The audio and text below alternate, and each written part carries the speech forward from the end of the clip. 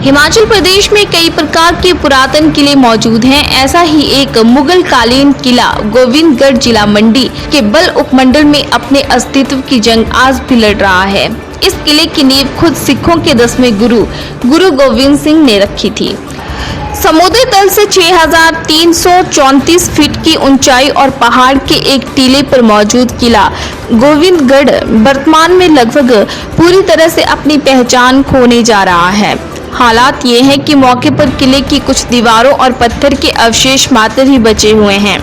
लगभग 300 वर्ष से अधिक पुराने इस किले का सिख समुदाय में एक महत्वपूर्ण स्थान है, लेकिन सरकार व पुरातन विभाग की अनदेखी के चलते ये किला इतिहास के पन्नों में खोने की कगार पर पहुंच गया है। किला गोविंदगढ़ हिमाचल प्रदेश की जिला मंडी मुख्यालय से करीबन 35 किलोमीटर दूर लेदा के घरवासड़ा गांव में एक ऊंची पहाड़ी पर स्थित है, जहां वर्ष 1701 में श्री गुरु गोविंद सिंह जी महाराज ने अपने हाथों से किला गोविंदगढ़ की नींव रखी।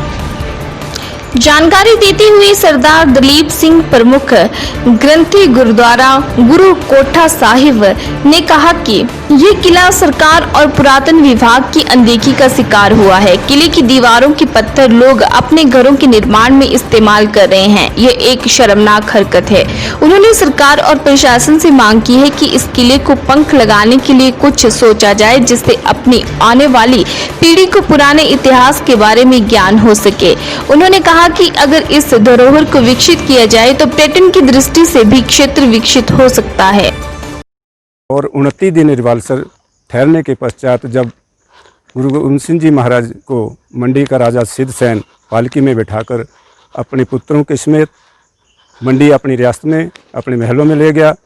एक रात राजा के महल में गुरुजी ठहरे।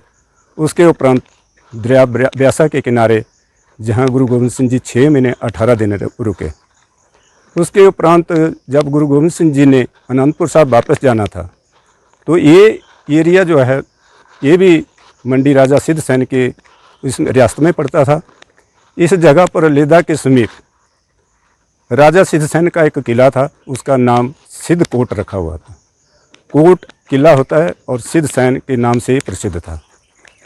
जब गुरु गोविंद सिंह जी वापस जाने लगे तो मंडी के राजा सिद्ध सैन ने इच्छा प्रकट की कि महाराज आप कृपा करो, मेरे किले में भी अपने चरण डालो। जब गुरुजी को अनंतपुर साहब का किला छोड़ना पड़ा तो जो यहाँ सिख रहते थे वो भी वापस चले गए। उसके बाद यहाँ इसकी कोई देख रेख करने वाला भी कोई नहीं रहा और ये किला जो है कम से कम 30-35 साल के इस समय में बिल्कुल ख़त्म हो चुका है, जो कि बहुत ही सुंदर और पर्यटक स्थल के लिए उभारा जा सकता था, लेकिन प्रशासन की अनगहली से और यहाँ के लोगों की अनगहली से इसको जो है तो नष्ट कर दिया गया।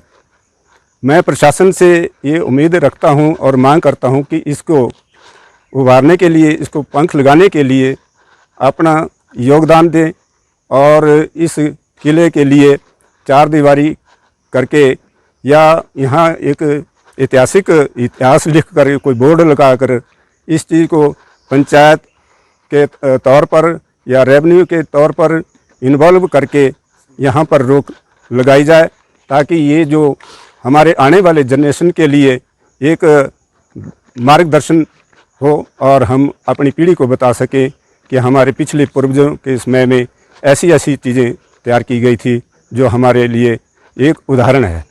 उज्जवल हिमाचल के लिए सुंदरनगर से उमेश भारद्वाज की रिपोर्ट।